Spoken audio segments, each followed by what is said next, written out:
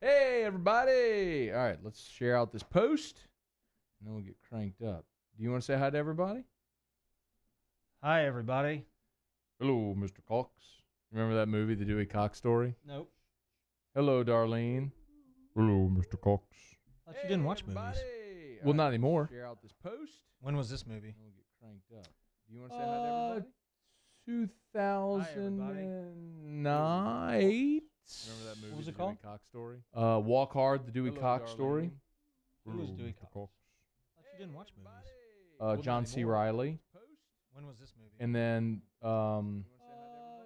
Jenna, Pam from The Office was Darlene. Walk Hard, The Dewey Cox Story. Her name. Who was Dewey Cox? You didn't watch movies. John C. Fisher. Oh yeah. And then Jenna. All right, I'm sharing all this and we're about to start. Hey everybody, thanks for watching.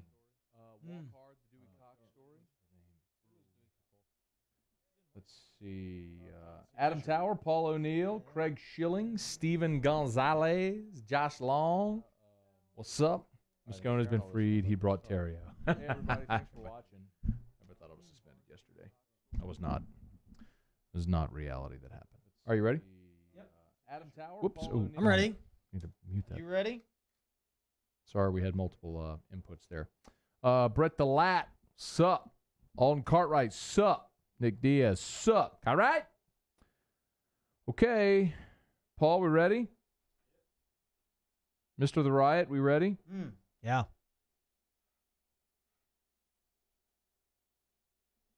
Yep. Here we go.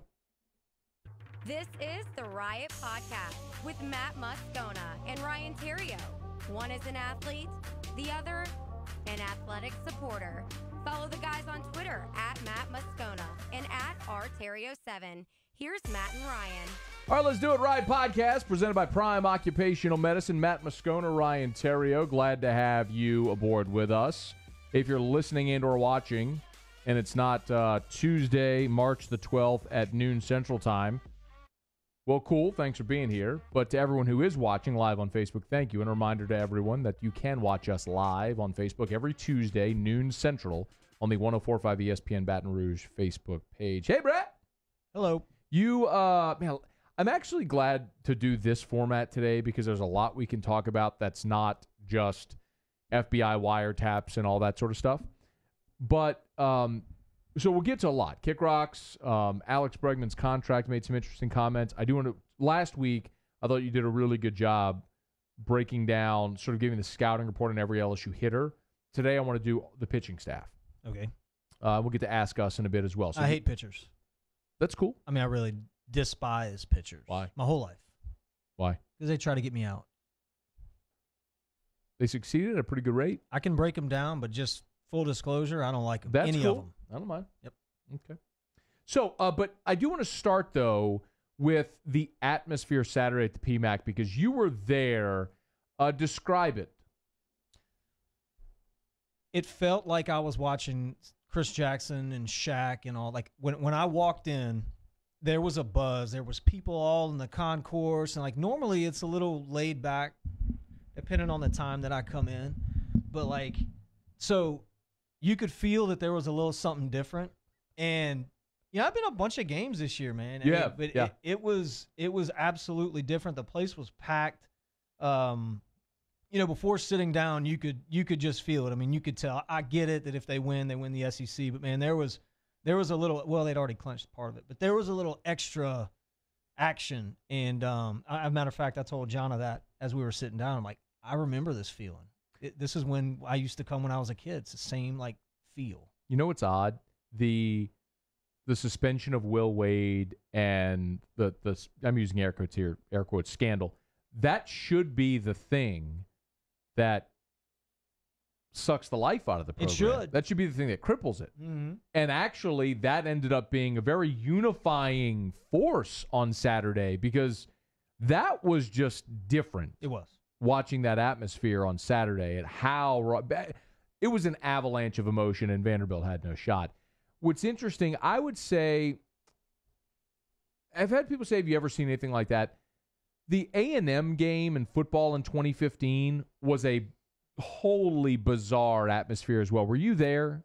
That was when Les Miles was fired, then he wasn't, and everybody thought it was his last game, but it ended up not being. Do you remember? Were you there? I was there, but kind of got started early with the tailgating. Yeah, and got it. I didn't make it in, but I was there. I was at the tailgate the whole time. Yeah. So pregame, when understanding we've been through a month of Les Miles about to get fired, and Les Miles walks out for pregame warmups, and it's like raucous emotion. And Les, standing at midfield, doffs his cap to the crowd. Place goes bat bleep crazy. There's signs hanging from out of suites. Keep the hat, fire the rat. It was a bizarre swirl of emotion that night. I mean, that's one instance that I could compare to what happened on Saturday. The other I would tell you is 2008 LSU Alabama in football, Nick's first game back. That in 2012 Alabama, after LSU had lost the Yeldon play. Yeah. I have never, as many games I've seen in Tiger Stadium, I've never seen it like that on those two nights. 2008 and 2012 for Bama. It was just different. Right. It was just it was just, I'm struggling how to describe it. It was just different. The emotion was almost tangible. Like every single play, people were emoting. It was like every 1 yard stuff, you're cheering as if they just had an 80-yard touchdown run. I mean, it was just a constant pressure cooker like that. That's what Saturday felt like until it became very clear Vanderbilt was a 30-point lead and it was over. It was still like that. So every time there was a timeout, every time a player would come off the court and go sit down, standing ovation from the fans. The entire game. Like that's what like real basketball programs do. Yeah. They did it. The fans, like, they brought it, bro. Yeah. I mean, that was really cool. It really was. It was an awesome atmosphere. What was your favorite chant? Oh man. So every song that the band played, every single song, the student section made it into Free Will Wade. So hum a tune. Yeah, like Hey Fighting Tigers. Yeah. All right, just hum it. Free Will Wade. Free Will Wade.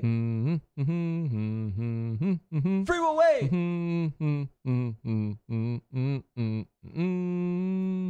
Free Will Wade. Free Will Wade.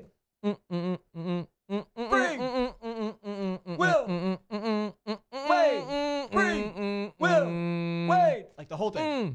That was it.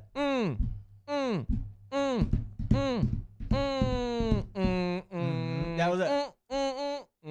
Free Will Wade. Free Will Wade. So that was hilarious that they did that. They played Neck. So what happened is Neck the band, they got hip to that every time. Essentially, every time the students started chanting, the band would play something. Yes. And so the students got hip to that and started chanting every time with the band. They turned it into a song. Yes, they did. It was very good. It was a proud moment as an LSU alum. So and all the fans, creativity was much appreciated. Yeah, the other fans got into it too. Don't think it was just the students. Yeah. Like everybody got into it. So that was hilarious for me. I would just like with a smirk on my face the whole time watching that. Okay. The Joe Must Go was good. Do you think he is? Where is Joe was good because he left at halftime because they were all doing the binoculars. Oh, jeez. Yeah. Part of me admires Joe Oliva for showing up, acknowledging, like, knowing walking in the building what it's going to be like. The other part is you probably would have been wise just to sit it out. Like, for a football game, you just go hang out in your suite, right? And you're out of sight, out of mind. Basketball game, you're right there. I mean, everybody's it's an intimate venue. Everybody sees you walk in. There's no hiding. I don't admire him for going. He shouldn't have gone. Okay. Yeah, I mean, he shouldn't have gone. I don't think that was the right move. It's adding gasoline to the fire, in my opinion. I mean, they're already pissed, and it's going to happen. Like, why even do that? And then if you're going to go, I mean, you might as well go and like stay, And then he left at halftime. But Or just kind of standing in the tunnel. Yeah. Another funny one is when they started doing the free Javante. So they did free Javante. Mm-hmm. And then, but he got it. Like, he heard it, and he was kind of like, it was good. He was playing to him when they did it. It was funny. Okay, let's talk specifically about basketball. I'm not going to ask you to speculate on Will or Javante because people keep asking me to do that. And I don't like answering that question because it's not, I don't know the answer. It's impossible to know the answer to that at this point. There's so many variables that none of us know. And if we even have some information, and it probably makes sense to where we could say this will probably happen, it probably won't. So there's no sense in doing that. I've had a lot of conversations over the last 4 days with a lot of people. And I don't think anybody knows what's going to happen. Even the most highest ranking people don't know. Anyway, let's talk about basketball. Can they win a national championship without Will Wade on the floor? No. Can they go to a Final Four without Will Wade? I think it depends on the path. I mean, and you know this, man. You've been doing this for a long time. Depends on who you match up with. I mean, it's all about matchups, right? And when you play teams and what side of the bracket you're on. I mean, I think they could probably get there. I mean, there's a good chance they could get there depending on the matchups, like I said. But, I mean, man, look, it's not only are you playing great teams, but the preparation is different. Like, you have more time. There's more attention to detail. It's similar to playing playoff games in baseball. Did you see how much loose they played on Saturday, though? No, they did. They played great. But look, it goes to preparation. Here's the other part, too. I think you found something with Marshall Graves. Like, if they keep giving him minutes, he's their best shooter. Oh, he can fire it up, yeah. I mean, if you need instant offense, if you need someone who's not a liability defensively that can be competent. Like, LSU doesn't have competent three-point shooters. Mm-hmm. They have some guys who can make them from time. Skyler can make them from time to time. Tremont as well. You've seen Darius Days kick back. But as a team, they shoot 31%. They're terrible. They're 13th in the SEC in three-point percentage. There's a reason. They're not good. If Marshall Graves can shoot 50% from three, come off the bench and go 4 of 8 from three, I'll take that every game. I mean, Darius Days, what did he miss one? He's 4 or 5? He was 5 of 6. 5 of 6? Yeah. But that's an outlier. Yeah. So, when you, I think talent alone, they get to the Sweet 16. Talent alone is a 2 seed. You're going to beat the 15, and then you'll be favored to win the next one. When you get to the second weekend, it's matchups. What if in the Sweet 16 you're playing a Cinderella? You're playing a 12 that managed to make it. Yeah, then you're good. Okay. At that point, you you're figure good. You figure you're going to win that game. And then it's all right, you go toe-to-toe in the Elite Eight against a big boy, and can you go win a game and get to the Final Four? Yeah. I mean, I think that's kind of the path at this point. Yeah, I mean, it's about matchups. But you need your guy that's been doing that for so long, and Will Wade is good at that. He's your leader. If you said, can they win the Natty or get to the Final Four without him, man, I would say no. I mean, you need that guy on the sidelines. And look, I hope they prove me wrong. Michigan won a national title with Steve Fisher as an interim coach. It's been 30 years, but it happened. It's happened. You've got a couple, court generals. I mean, Mississippi State went to the College World Series last year after Andy Cannizaro was bounced after 3 games. Yeah. I mean, there's teams that have done it, that have fought through adversity. I'm with it. And I do think you got good leadership on this team. I agree. Shelby Kelly said, okay, guys, stop beating around the bush. Get to the Shitu jokes. We missed all of last week. It's very true. You see me Shitu from Vanderbilt? Are you not aware of that? You don't even know, do you? Yeah, the name. I mean, I get it, but what's the joke? I've heard the name. I think it's great. So for about a year now, ever since Simi Shitu committed to Vanderbilt, we've had an ongoing joke on AFR about we just do poop jokes when we talk about his name. Like, like he had a clear path to the basket. Shitu and Vanderbilt skid, reaches 18 games. You just make poo jokes. That's just funny. Deadpanning. It's been a really good bit ongoing, and this should have been the culmination of that with Shitu coming to the PMAC. And because of all this Yahoo stuff, we basically missed out on an opportunity to really go full on Shitu. That's good. I'm a little bummed about that. Mm-hmm. Not gonna lie to you. What year is he? Simi Shitu? Yeah. I think he's a freshman. He just signed. Yeah, we're good. So you got a couple years. Unless he goes pro. Yeah. What if he goes to the Bulls? That's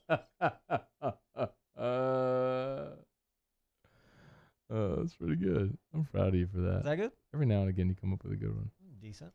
It's not bad. See me to the Bulls. Okay, let's do Kick Rocks. It's now time to Kick Rocks with Ryan Terrio. Kick rock. Kick Rocks. NBA can kick rocks because they're so dang sensitive. What are you looking at? Kick Rocks. As a matter of fact, the NFL can kick rocks too. We've got rocks. You know what to do. In that case, then Matt's going to have to kick rocks. Now let's see if Ryan Terrio actually prepared for this week's segment. I'm going to tell myself to kick rocks. Get on down the road and kick rocks. So,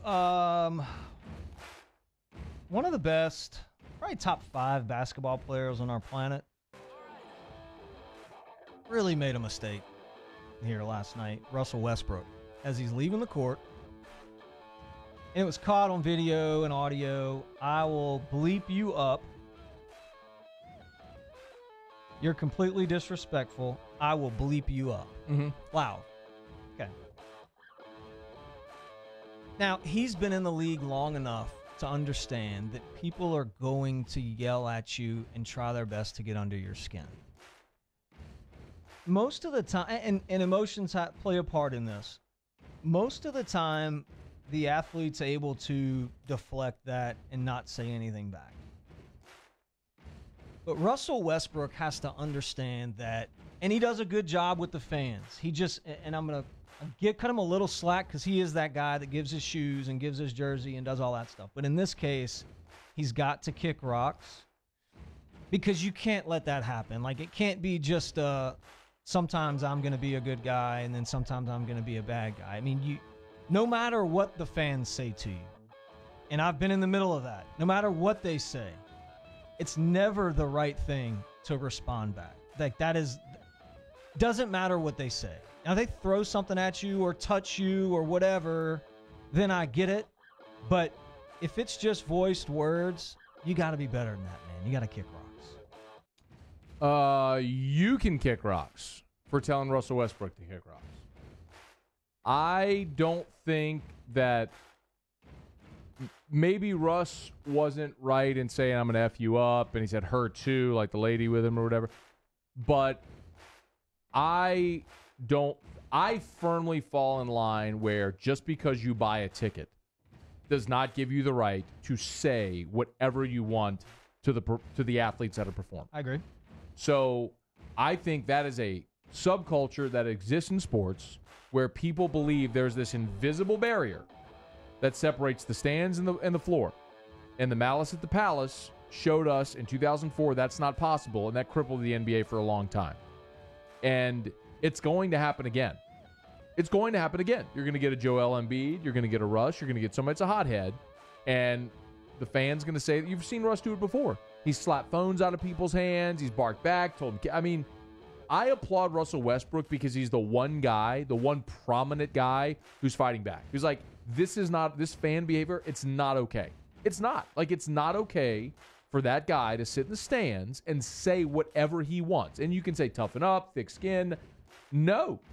It's not okay. That is not acceptable behavior. There is acceptable behavior in cheering for your team or booing another team, or part of that is the fan experience. You're sitting behind the goal and someone's shooting a free throw and you want to wave stuff, fine. But when you start with verbal, personal altercations or insults at someone, it ends. I mean, that's where the line is, and you don't cross it. So I'm okay with what Russ did. I wish he would have used different words, but I'm okay with him speaking out. Someone needs to. Someone in his stature needs to speak out against fan behavior like that. So I agree with everything you just said. What I don't agree with, though, is identifying a problem and saying something needs to change without having the solution. So here's my question. How do you police it? I think, or can you police it? You throw fans out. When they do that, you point them out and you remove them. You're out. And fans understand when they go to the arena, that could be them. It's impossible to do that, though. You do understand that. I think too many. I think but you have to start where you're talking about changing a culture, what has been an acceptable culture for a long time, and that's not going to happen overnight. And the last thing I would want to see is you move fans away from the court or away from the field, because my favorite experience in sports, like for me, the best value in all of sports is sitting courtside at an NBA game. Mm-hmm. There is nothing like it. Yeah. I've sat behind home plate. I've sat in suites. I've sat in premium seats. I've sat, on the 50-yard line. Name it. Yeah. I've been fortunate in my career to do it all. Field level, whatever. There is, for the value and understanding it's not cheap to sit courtside, but if you could sit in a chair on the floor at an NBA game, there's nothing like it. The size, the speed, the agility, like it gives you an appreciation for what those athletes are. So I would hate to see you say, okay, we're no more floor seats, everybody's backing up. I don't want to see that, but that behavior can't stand there either. How about the guy that remember last week the kid touched Russell Westbrook? He was inbound on the pass, and the kid poked him. Yeah. Kid sitting in floor seats with his dad poked him, and Russell Westbrook turned around and he realized it was a kid. Then went to the kid's dad and was like, "This ain't okay." And he basically told the dad this is not okay. He cannot touch me. He can't. You can't, because where does it stop? Look, I'm with it. It's a problem. I agree. It is a problem. All right, you're next, sir. Nick Foles got a 4-year, $88 million contract. That can kick rocks. Starting quarterback in the NFL, bro. You should have been taller. Or you should have been Kyler Murray. He's 5'8" like you. Has he been a starting quarterback, though? Yeah.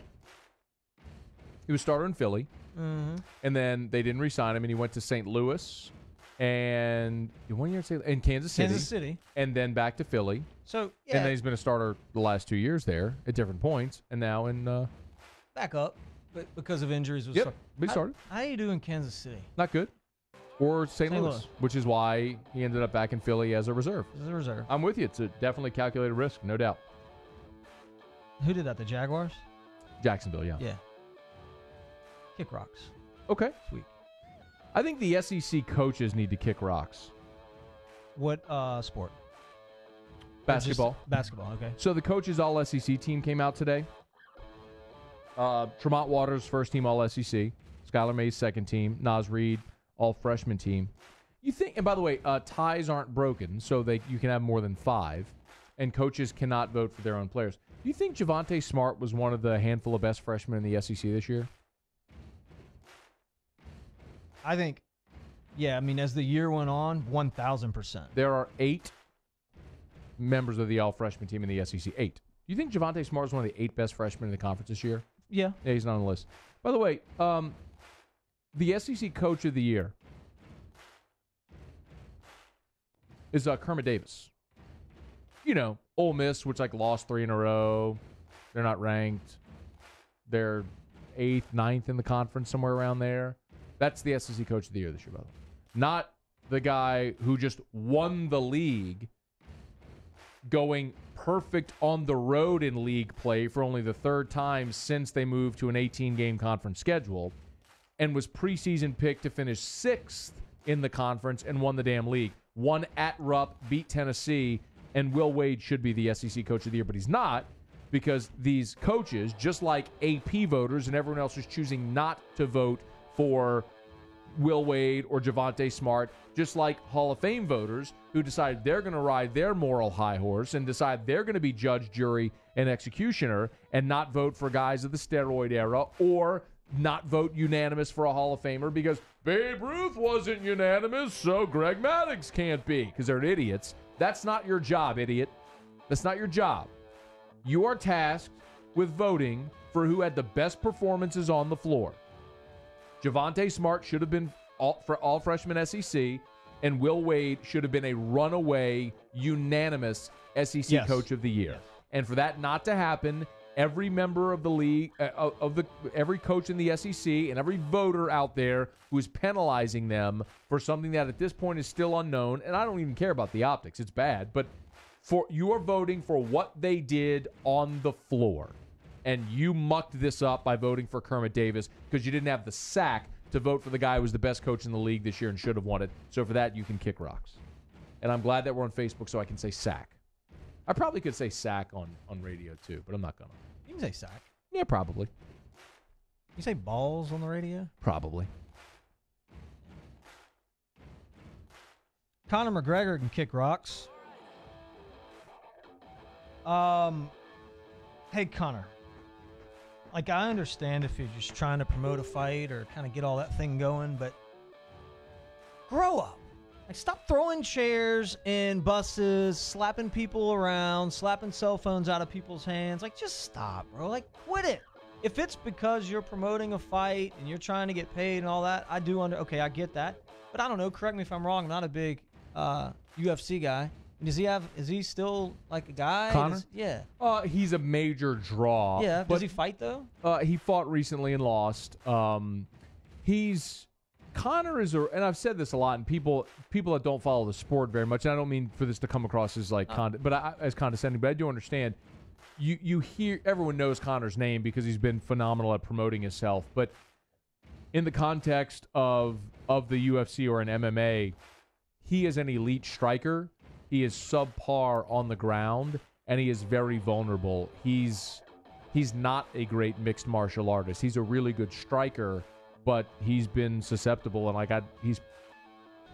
I'm not saying he stinks. I'm not saying he's bad, but he's not this invincible force. He's not one of the 10 best ever MMA, pound for pound fighters in the history of the sport.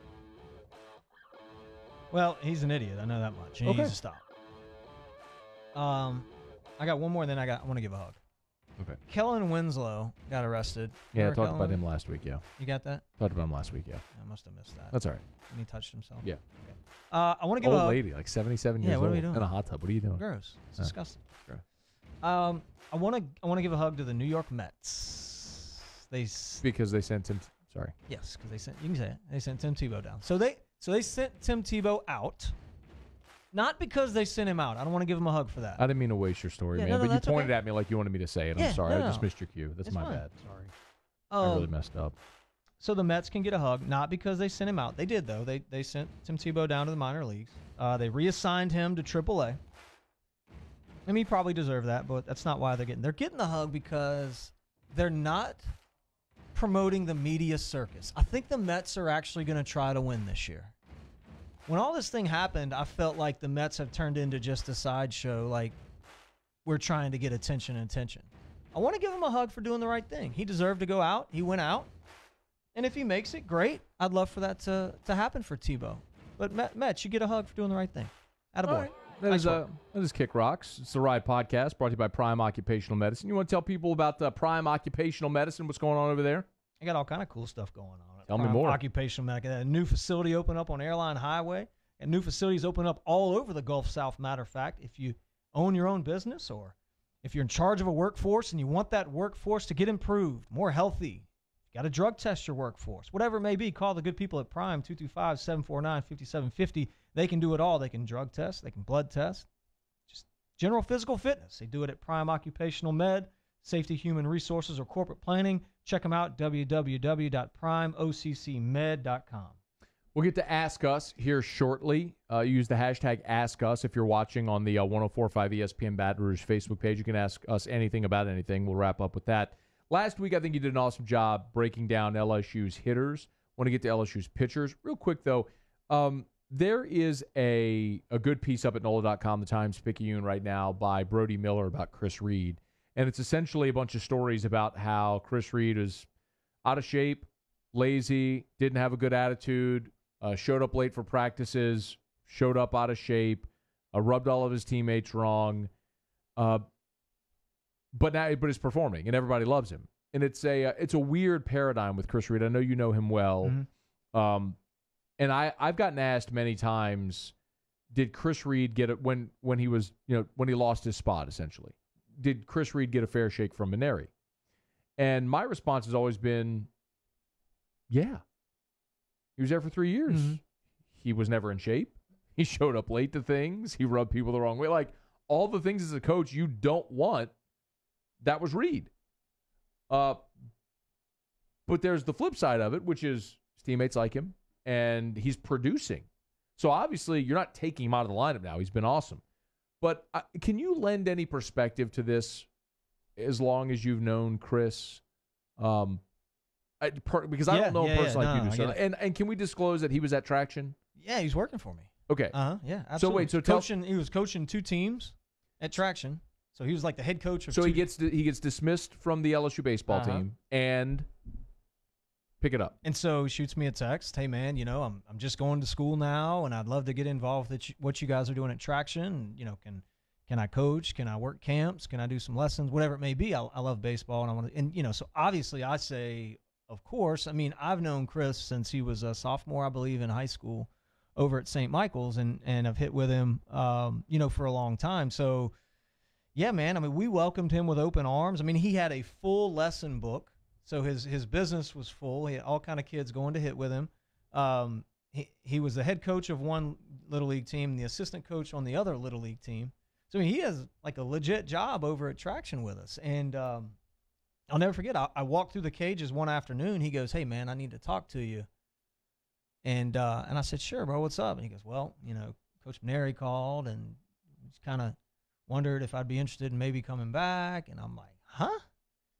Yeah, I mean, it was weird, and it wasn't like, yes, let's go. For him, it was kind of like, man, I don't know what to do. Like, I've got all this going over here, and, and I think for him, man, there was kind of like a, slap in the face type feeling. I've been here for this long, and all of a sudden now there's not a spot available for me, and so his feelings were hurt, and I understand that. My advice to Chris was real simple. I said, man, if you told me right now that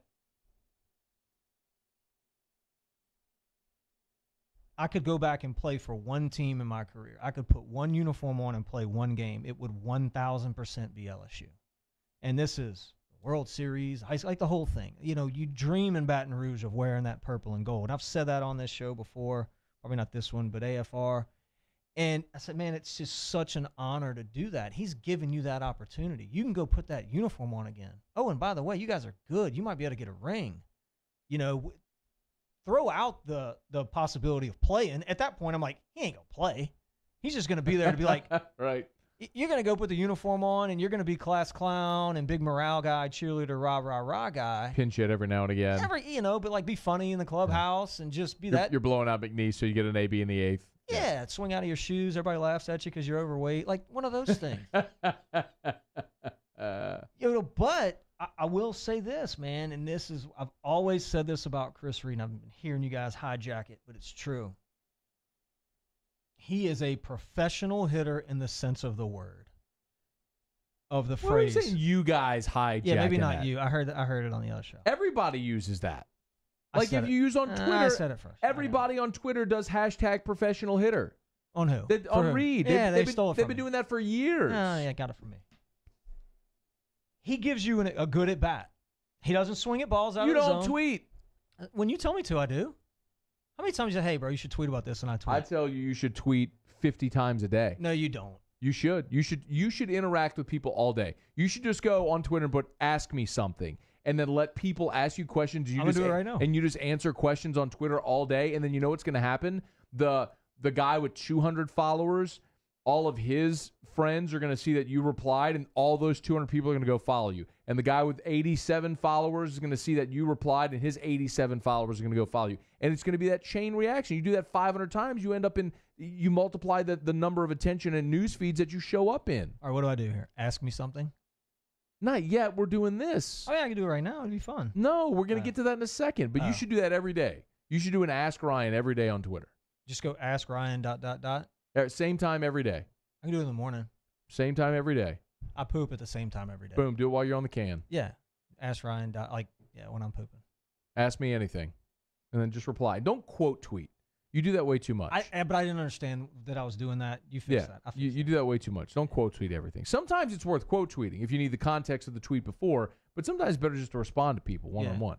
Yeah. Okay, anyway, go ahead. So anyway, everybody stole my professional hitter thing. But he is. So he's not getting the ball very far, but he did it at homer the other night. He'll eventually run into some. Gives you a good at bat. I couldn't believe he hit that homer, dude. What surprised me, though, is his defense. He's been playing really good defense. Chris Reed can play, man. He's always been able to play. It's always been in there. And I think for a guy like him, he needed a vote of confidence. He needed to feel like he was wanted. He was needed.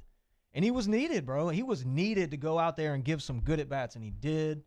And, the game rewards you for that. Now, as far as the conditioning stuff goes, That's like easy things you can control. You know, I mean, you got to be better than that. But he's capitalizing on his opportunities. All right, let's talk about the pitchers. Because last week we did the hitters, and if you missed last week's podcast, go back and listen to it. Ryan went guy for guy, breaking down offensively what they are, their swing, their strengths, deficiencies. Let's do the pitchers. All right, Zach Hess had a better out. Let's just go in order. Zach Hess. Yeah, I thought he threw the ball well. So with Hess, man, it's real simple. It's trusting your stuff. But I'm going to take it a little bit further. The second Zach Hess can command his breaking ball in an 0-0 count or a 3-1 count, you've got a guy that's unhittable. If I'm facing Hess, it's very easy for me to pattern what he's going to do, just looking at his ability to control his secondary pitches. So what you do offensively is you go eliminate. I want to eliminate the pitcher's best pitch is what I want to do. I don't want to swing at it. I don't want to see it. If he throws it 3 times for a strike, I tip my hat, I go sit down. Chances are he's not gonna.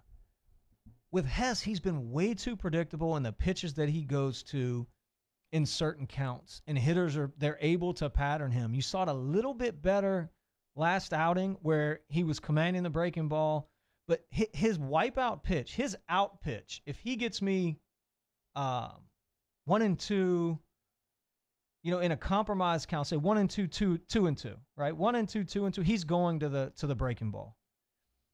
Once he can start throwing that breaking ball 0-0, and now the hitter has no idea what to do, nobody hits him. That's when his stuff becomes electric, and he's getting better there. I think he's trying to overthrow the breaking ball. You don't have to be perfect with it early in the count. They call it a get me over breaking ball, which is just I take a couple miles per hour off. I'm not throwing it quite as hard. All I'm trying to do is get the hitter off balance a little bit. It's probably not going to swing at a breaking ball early in the count. If I'm a hitter, I'm looking fastball, middle away, early in the count, 99 out of 100 times. Guy flips up a breaking ball, good or bad, I'm not swinging. Once he can start doing that, then I think you start to see his stuff take off. Cole Henry pitched well on Saturday. So I've been hearing it all fall, man, how dominant this kid is. And I think we're starting to see him grow up. I mentioned this last week. These freshmen need to experience stuff. They need to experience backdrops. They need to experience umpires. They need to experience fans and screaming and yelling, and more on the mound than at the plate than offensively. Because a hitter goes in, and after their first at-bat, generally everything calms down. What happens with pitchers is situations will determine the intensity of certain pitches. Situations will determine whether you need to bear down and execute certain pitches, and you need to experience all that. I think with Cole, and we're seeing it with Marceau as well, but with Cole, once he checks all those boxes, bases loaded, no out, jam, how do I get out of this? Similar things like that. Man on third, less than 2 outs, big lead, how do I pitch? Tight ball game, how do I pitch? We're behind, how do I pitch? Because that stuff's different in college baseball than it is in high school. And so once he checks all those boxes, Cole Henry will be the guy that we're looking for. I say this all the time. I think with baseball players, it's more evident than any other sport. I think by SEC play, your freshmen are no longer freshmen. If a guy's been playing a lot, he's been able to check off all those boxes. And Cole, too, similar to with Hess, if he can get to his second, third pitch, I mean, you give the hitter more options and more things to think about and get them off of the fastball, then it makes your fastball more effective. And he's a low to mid-90s guy with good movement. We discounted it because all the talk was about Marceau, but if you're just going stuff to stuff, Cole Henry, I mean, he's up there. Him and Hess are probably what and what as far as who's got the best pure stuff on the staff. Marceau starts tonight. Yeah. You got to have a big bounce back game for him. I mean, he needs some confidence. Marceau needs to go into the 5th, 6th, 7th inning. With him, it's all fastball location, trying to be too fine. The message that I would give these pitchers, and I'm sure AD has done this, like if he said, hey, I need you to come talk to my pitchers, the first thing out of my mouth would be, guys, hitting is hard. I want y'all to understand something. during batting practice, when Nolan Cain is throwing 60-mile-an-hour meatballs right down the middle, guys don't get hits every time. Like, it's just not easy. You're trying to hit a round ball with a round bat. Hitting is hard. Therefore, there is something to be said for let the guy get himself out. We'll do it. I mean, 7 out of 10 times I'm going to get myself out. I promise you I will. That's just the way the game works. When you start giving free passes and giving guys extra outs, giving teams extra outs and extra base runners, that's when you see this happen. Landon Marceau, I think he's overestimated college hitters. And I think he hasn't trusted his ability to just throw the ball to the middle of the plate and let it cut or sink one way or the other. And when you nibble like that, you know, you put the hitter in an advantage count.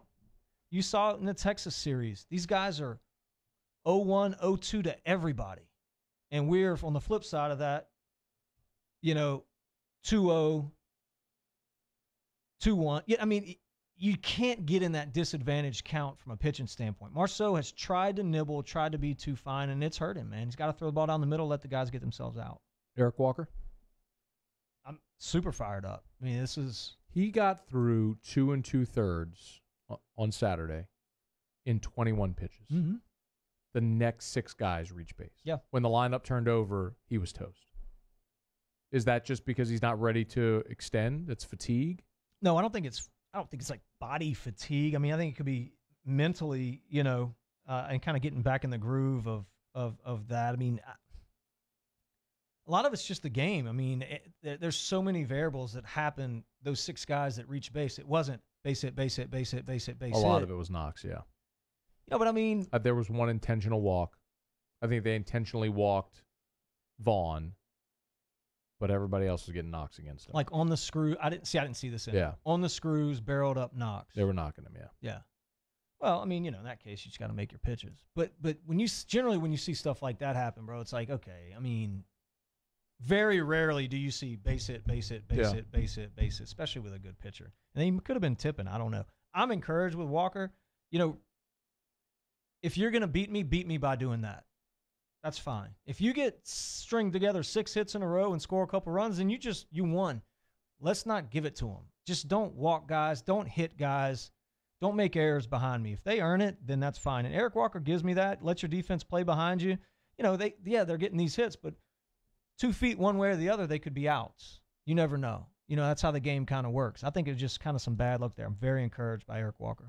You think he's ready to start? I do. Stay in the rotation? Mm-hmm. Absolutely. Because I think if Marceau has a good night tonight, he's starting on Sunday. And you're going to go Hess, Henry, Marceau. I think they want to use Walker and Hilliard out of the bullpen. So, Hilliard. Gosh, if he could gain 20 pounds. I mean, we just put some weight on this kid.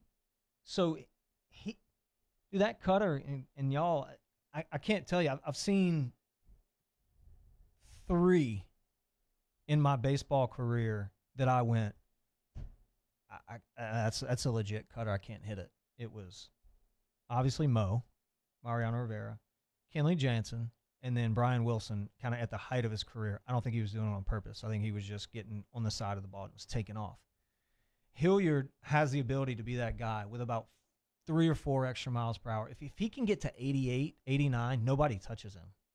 And it's I say it's easy to pitch off of that pitch because you can throw that pitch either right down the middle and let it catch the corner. You can throw it at a righty's front hip and let it catch the inside corner, or you can throw it on the outside corner and let it break off the plate for a swing and miss. He's not changing anything other than the direction. He's not throwing it high. He's not throwing it low. He's not throwing a curveball. He don't even need to throw the curveball, although his curveball's nasty. He doesn't need to. He can go cutter every single time and just change location. The only thing that scares me is, you know, you see some 84s and 85s in there. I wonder if how much of that is the arm issue he dealt with. Because last year, he's sat in that 86, 88 range. Yeah. But that the velocity was down last week. And I mean, I think that caught a lot of people's eye. Mm-hmm. Yeah. not that it's a big issue. Like, you're going to get outs in college at 84, 85. But, you talk about the next level. You don't have guys throwing 84, 85 anymore. But, just that, I don't think the general fan understands how difficult it is to hit that pitch. The cutter, hands down, is the best pitch in the game if you can throw it right. And it's very hard to throw. And the beauty about Hilliard is that's just his natural movement on the ball. It's the way he holds it, the way he releases it, and it just takes off. You worried about Todd Peterson? Yes. Why? Because, at this point, it's got to be mental for him. And I don't know the kid, so it's hard to say. But when you go out there and get banged around a little bit and blow a couple saves, then at some point you got to start going, all right, I need to reevaluate this So in thing, fairness, the Texas game, the first hit by pitch wasn't really a hit by pitch, and only one ball left the infield. There was the tapper to short, and Smith couldn't make the play at first. There was the tapper back to the mound where the double play ends the game. He goes to second. Smith misses the base and doesn't get the runner at first. And then they gave up the tap single, which ended it. A lot of that's just bad fortune. He didn't get knocked right. Now, this past weekend, they just timed him up and whacked him all over the yard. Yeah, are you tipping your pitches? Look, he's got good stuff. The closer, so to be a closer, there's two things you got to have, okay? You got to have dominating stuff, like strikeout stuff. And then you have to be a mental monster. The last 3 outs in the game are the hardest 3 to get. You take a guy like, I'll give you 2 guys. Carlos Marmol with the Chicago Cubs. You remember Carlos Marmol? Mm-hmm. Decent. 96, 97, power slider, like best slider in the game for a few years. Then Trevor Hoffman. Hall of Famer Trevor Hoffman. Carlos Marmol, not so much. Hoffman's stuff was not as good as Carlos Marmol's, but mentally he was just such a monster. He attacked, and got outs. He would almost intimidate you into getting out. Peterson has to have one or the other. Right now, he does not have strikeout stuff for whatever reason. He's just not punching guys out. If you're a closer, you have to strike guys out. You have to be able to get outs on your own. You can't work, I'm going to get this guy to roll over into a double play. No. You have to get strikeouts.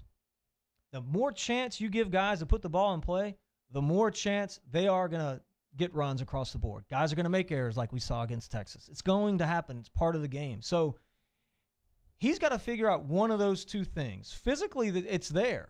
It's just not striking guys out for whatever reason.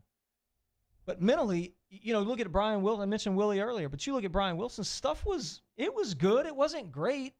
It really wasn't. He was a low to mid 90s guy with a cutter and a giant beard. He was a lunatic. Lunatic that wore leotards for pants and had tattoos everywhere. Right. And he was this big personality, and he'd come in the ball game, and you're like, oh, crap, here he comes. You get guys are getting nervous because he looks like a cartoon character, a movie star out there pitching. Like, he was legit nuts. Peterson's got to have one or the other. Like when he put the glasses on last year, Wild Thing glasses, like he that was Hess. Hess transformed his persona. He made himself into something that guys are like, oh crap. A lot of this is mental. When I'd face a pitcher that I knew personally, I got a hit. Didn't matter. We were buddies. I was comfortable. When I faced a guy that I was uncomfortable with, I don't know, Randy Johnson, for instance, 6'12", whatever he was. Well, that would be 7 foot. Ball coming everywhere. Hit every limb of the ugly tree on the way down. Oh man! Come on, you got to tie. Come on, man. Or you got to sneak up on a glass of water to get a drink, bro. That boy. Come on. Yeah. Say about that guy. Come on, man. This is how God made it. Come on now. Oof. Tough to look at, Coach. Anyway, the mental side of it, bro. Like if I'm comfortable in the box, I don't care how good you are. I got a good chance. I faced Aroldis Chapman one time. Mm-hmm. There was 104, by the way. And it was raining, and he had no idea where the ball was going. And I was in the back of the box, shaking like a leaf. Don't hit me in the face. Just don't hit me. Like, you can get me here.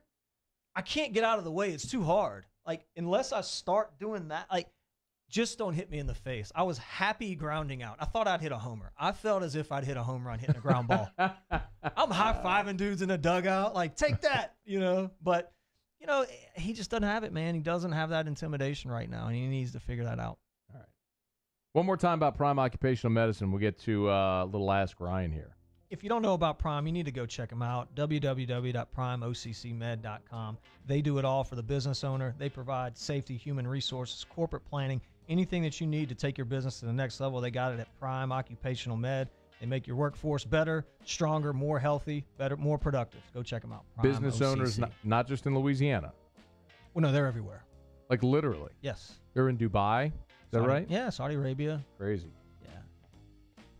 PrimeOCCMed.com. They're tagged in this post as well, so if you're watching us on Facebook, please like their page, Prime Occupational Medicine. Okay, let's get to some Ask Ryan here. If you want to get your questions in for Mr. The Riot. Well, actually, I guess it's Ask Us, isn't it? Well, you're taking off your shirt. Like, what are you doing there? My hair hurts. What? Your hair? Yeah. Your hair hurts. I think I've had my hat on too long. My hair hurts. Is it your hair or like your scalp? Occupational medicine. My hair. Oh. Nick Foles got 88 large. What are we doing? Got won a Super Bowl, man. He was Super Bowl MVP. Sam Dixon, what's Brian Wilson up to these days? That guy could be a comedian. I wouldn't say comedian. I mean, he could definitely be. You could definitely do like a movie about him, for sure. I would say he's in Thailand right now, on a beach. Good for him. Naked. Oh, boy. He invested well. He owns bowling alleys, these things called 10-pin throughout the country. He invested well. So Good. Good. Shelby Kelly asked us, saltwater or freshwater fishing? Freshwater right now, Sac-A-Lait is the. Oh, that's what I was thinking. Yeah. That would have been my answer. Yeah. Yep. And in the fall with Stole it from me. with the big trout in the fall, but I'm generally in the woods at that point in time. Right. So it's, yeah. So then you got to pick, like, do I go shoot the deer? Do I go catch the fish? Fish or the deer. And then you want to, you kind of want to. You're right. You want to shoot the deer, but you want to catch the fish. And so it's this perplexing thing where you've got this thing tugging back. Tough. Yeah, it's a tough choice to make. You got a guy on this shoulder telling you go catch the fish. Yeah. And that other guy over there, and he's like, "Oh man, let's go shoot a deer." The deer, yeah. I mean, it's and then when you ultimately, like when you make the decision. Yeah. That guy's pissed. Yeah, well, How many fish would I have caught if I'd have just gone That's fishing? what you wonder. Like, if maybe I'd have caught fish. And then sometimes if you go fishing, you don't. And then it's like, well, what if I got in the deer? I should have just gone hunting. Should have gone hunting. It's a really tough one. That's what I was thinking. You're right on. Ask us, should Hess be a closer and Peterson in the rotation? That's from Austin Timmons. Look, I don't know enough about what these guys do, like on the side, their flat ground stuff, or who can extend and who can't. I mean, I do think Hess for sure is going to be a bullpen guy at the next level, but he's needed right now to start. He's proven that he can start, and this team needs him to start. I think that's what people keep missing. If you take Hess out of the rotation, who goes in? Yeah, like you can't just plug in Peterson in the rotation and say, oh, here's the ball. You go start now. By the way, Todd Peterson started his career as a starter. He was the number 3 guy last year to start the season. He stunk. They finally found a role for him as the closer. Ask Ryan. This is from Stacy Schilling. How many ball caps does Ryan own? I've got a lot of hats, and I need to thin the herd a little bit for sure. AJ Holland, Ryan's thoughts on Broussard currently? Brant Broussard? I think he just got hurt. Twisted his ankle. Hurt his ankle in the dog pile. It happens.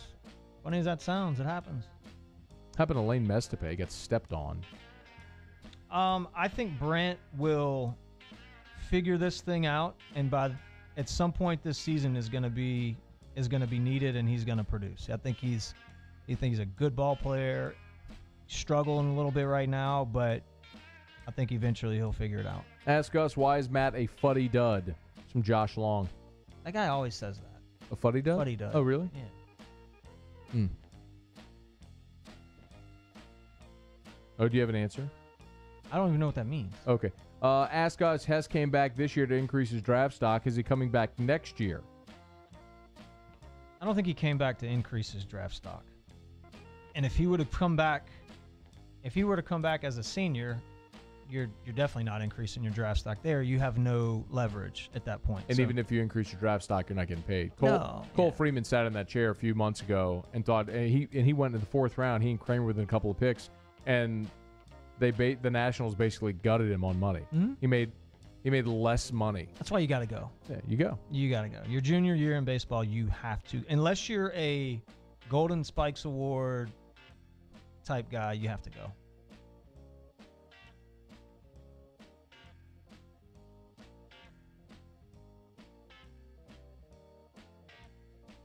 Chad Dupuy, what's with all the LSU defensive players entering the transfer portal?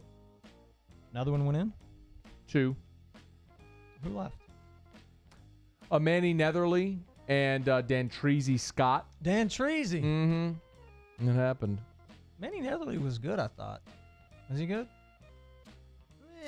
Well, Manny Netherly showed up as a receiver last year when they didn't have any cornerbacks. He switched to corner, and he's at a log jam. It just look, LSU still at this point is 1 over the scholarship limit. I mean, guys have to go. It's natural attrition. You signed 25. You had a small senior class. You only had 3 guys leave early for the draft. You were at like 91 players. You got to be at 85. 6 guys had to go. So, you got to go. Got to go. Ask us thoughts on the Saints not signing Mark Ingram but signing Latavius Murray to 4 years, $14 million deal. Well, you're not going to get Mark Ingram at 4 years, 14. So, I mean, I think you're just betting on health. And how old is Murray? They're both 29 years old, Ingram and Latavius Murray. There's no way I would pay out the wazoo for Mark Ingram. No, you're not. Somebody will. The Saints should. Somebody will. That needs it. Ask us who wins Rookie of the Year in Major League Baseball. It's way too early for that. We haven't even broken camp yet. I don't even know who's going to be on rosters. Craig Dugas, ask us, is Dickie V the Antichrist? He sucks right now. I know that much. Hate him. I hope he tries to come back and do a game in Baton Rouge. I hope the fans throw stuff at him the whole time. That's what I hope happens. If he comes back, fans, and you're at a game, fire something at him.